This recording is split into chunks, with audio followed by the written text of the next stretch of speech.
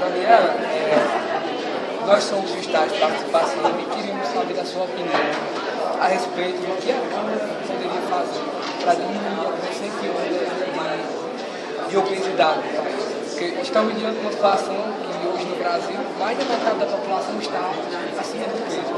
Sobrepeso não está nem de peso.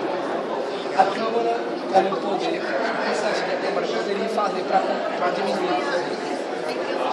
Eu acho que a primeira atitude que a Câmara devia ter é apoiar os agricultores que fornecem toda a verdura, né? Que a maioria da verdura que a gente come são dos agricultores que produzem em terras pequenas, não em latifúndios.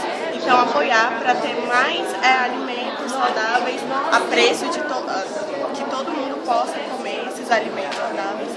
E programas de iniciativa para alimentação saudável, né? Mais nutricionista nos postos seria uma medida bacana para todo mundo ter acesso a uma dieta saudável no dia a dia.